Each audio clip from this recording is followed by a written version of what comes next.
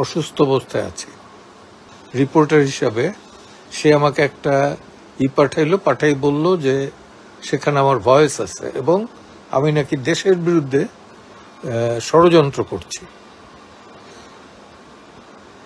তো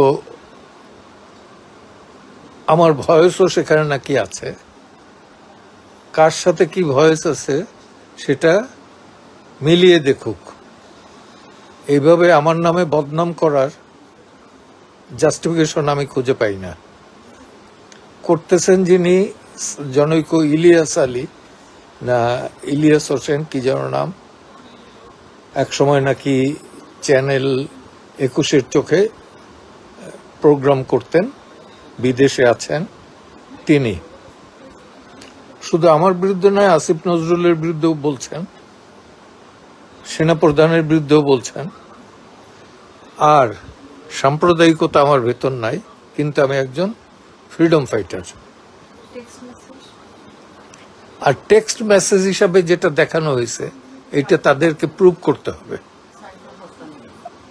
একদম প্রুভ করতে হবে।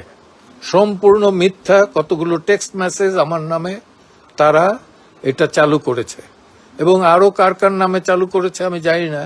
সবাই সতর্ক থাকবেন এদের সম্পর্কে। আমি বুঝতে পারছি যে দেশের বিরুদ্ধে আর একটা গভীর ষড়যন্ত্র চলছে। আমি সবাইকে অনুরোধ করব যে এহেন দুষ্কৃতিকারীদের বিরুদ্ধে সদা সতর্ক থাকুন। আর আইনজীবীদের স্বার্থে আমি কখনোই এক পা পিছাইনি, এতটুকু আত্মসমর্পণ বা দুর্বলতা দেখাইনি। বরঞ্চ অন্যান্যরা দেখালেও আমি কোনো পদে না থাকা সত্ত্বেও আমি কিন্তু প্রতিবাদ জানিয়েছি। আমি জানি না কি কারণে এই ইলিয়াস আলী গংরা আমার পেছনে লেগেছে। নিশ্চয়ই কোনো স্বার্থে আঘাত এনেছি আমি, হয়তো অজ্ঞাতে বা জ্ঞাত সারে, আমি জানি না, কারণ তাকে চিনিও না, জানিও না। আর আরেকটি হতে পারে যে এখন আমি অনেক আওয়ামী লীগারদের মামলা করছি, সেটার কারণে হতে পারে একটা দৃষ্টান্ত। এবং আমি এই 5 তারিখ পর্যন্ত আমি ছাত্রদের আন্দোলনের সাথে সম্মুখ সমরে ছিলাম। 6 তারিখ থেকে বিভিন্ন কারণে বিভিন্ন কর্মসূচিতে আমি তাদের কর্মসূচির বিরোধিতা করেছি।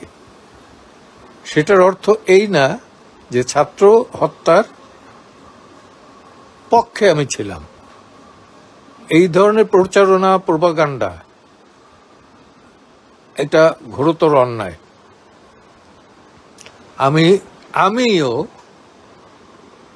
সরকারি এবং পুলিশ এবং সকল সংস্থার প্রতি আবেদন জানাবো যাতে তারা এই বিষয়টা দৃষ্টি দেয় এবং কঠোরভাবে নিয়ন্ত্রণ করেন।